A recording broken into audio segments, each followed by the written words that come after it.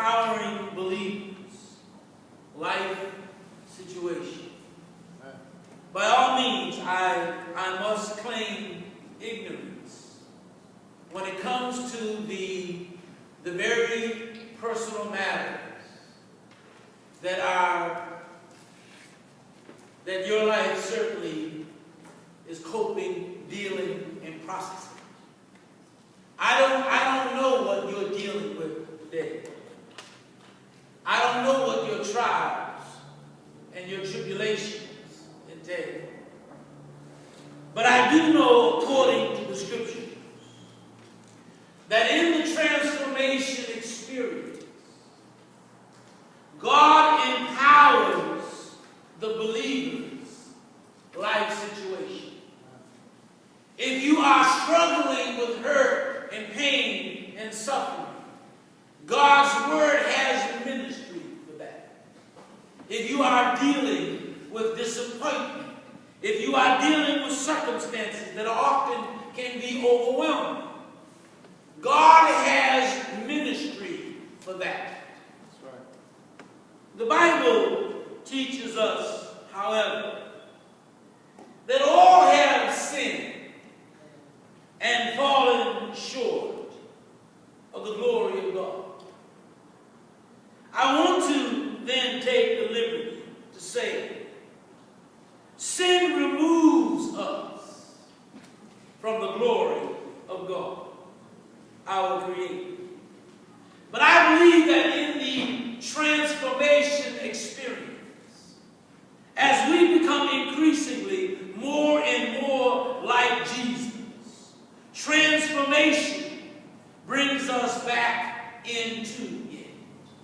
While our lives are daily involved in internalizing God's truth, the Scripture, and as we, within the confines of our relationship with God, by the guidance and the help and the support of the Holy Spirit, as we strive to become more like Jesus, I believe, brothers and sisters, we are able to see that glory in our experiences. If you will, God created us in His image and likeness, no doubt with the expectation that each created being would show forth in the world his or her inherent God-like self as he or she operates in the world around us. In essence, the expectation of God entails moral, ethical, and spiritual dedication to God, who gave us life and meaning through Jesus Christ. When I think about all that God has done for us, is it too much for God to ask us to bring ourselves in line with His moral will, in line with His ethical teaching, so that as a result we can reveal spiritual dedication to His will? You see, the challenge that we're dealing with on a daily basis is the influence of sin. The Bible teaches us that sin degraded our God-likeness and established, if I may, a rift in our relationship, causing a separation in our relationship with Him and His truth.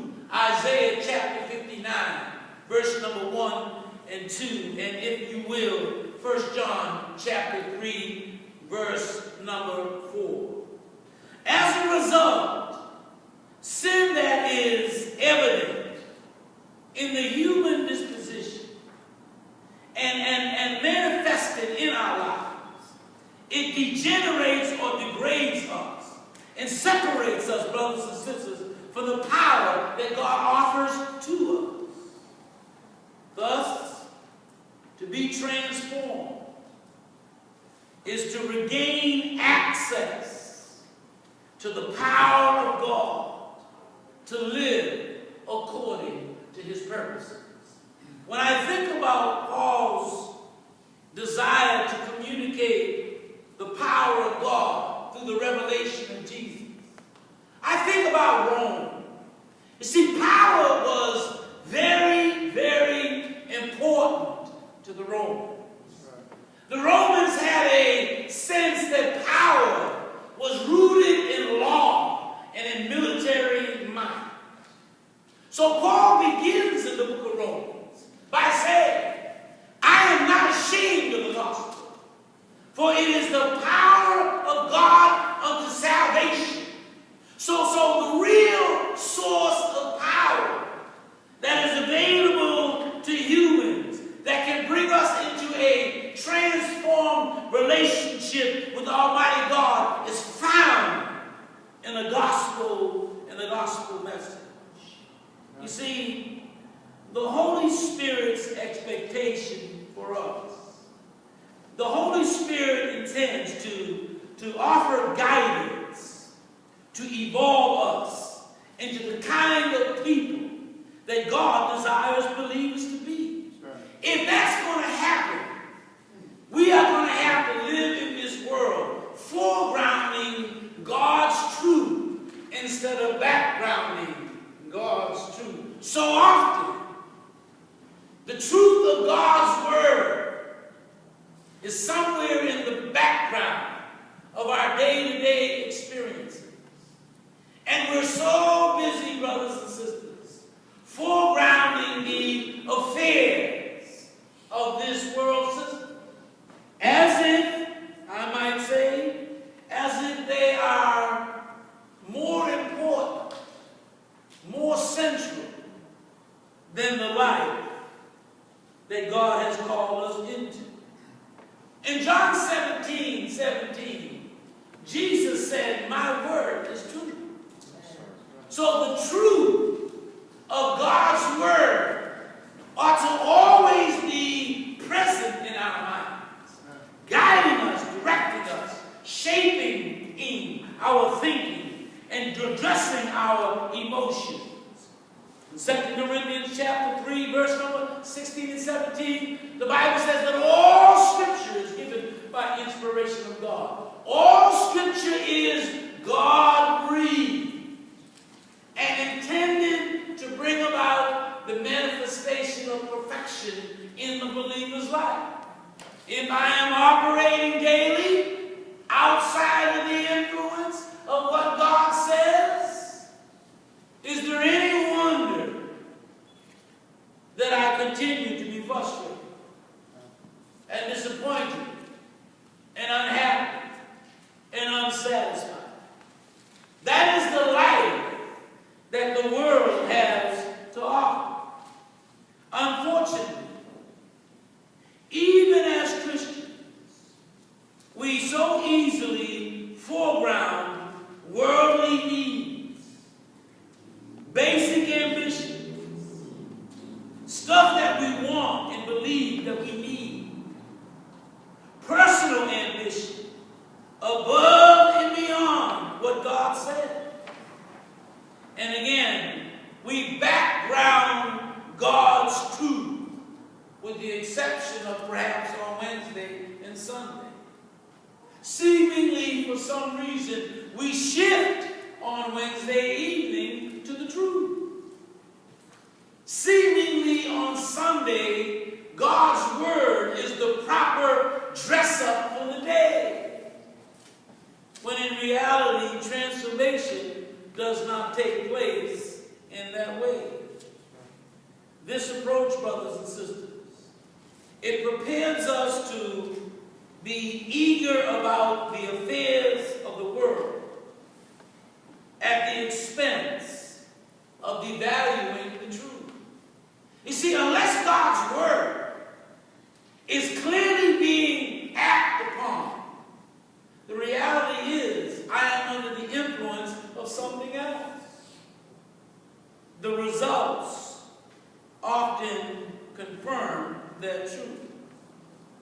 I would say that on reflection will tell the story. At the end of each day, if I take a panoramic view of what my day looked like, and I ask myself the critical questions that are essential to my transformation, and I ask myself, did I truly foreground God's truth in the occasions of my day? When I got challenged on my job, when I had to relate to an unscrupulous individual, when somebody said something to me inappropriate in school, when I did something good and acceptable and did not get the proper reinforcement, did I foreground God's truth and give him the honor and the glory in the experience? You see, if we just ask ourselves those pivotal questions about our day, we will determine where our mind truly is and whether or not it is focusing on God's word as it should. Again, the Romans were obsessive about power. Paul informs Christians in Rome that the true location of power that is viable beyond the earthly experience is found in the gospel message. Now in Romans chapter 12, if you will, in our study last week, we took note of what Paul said in Romans chapter 12, verse number 1 and 2. I urge you, or I exhort, or I encourage you, therefore, brethren, by the mercies of God, to present your bodies as a living and holy sacrifice, acceptable to God, which is your spiritual service of worship. Notice what he says in verse number 2. And do not be conformed to this world. Don't let the fashion, the objectives, the highlights of this world system, in particular that which contradicts the truth, to cause you to be shaped by it. But be transformed by the renewing of your mind, that you may prove what the will of God is, that which is good and acceptable, and by all means perfect. You see, the Apostle Paul, the bearer of truth here, exhorts the believers to be a living sacrifice. And I want to give attention to what that living sacrifice looks like, and then the lesson is yours. But notice what Paul is saying. I believe he is saying that there are definable characteristics of this living sacrifice, and that they must be evident within us. There are true characteristics that we ought to be able to observe, that others ought to be able to observe in our experience, that reflect our full acceptance of what God is saying here. First of all,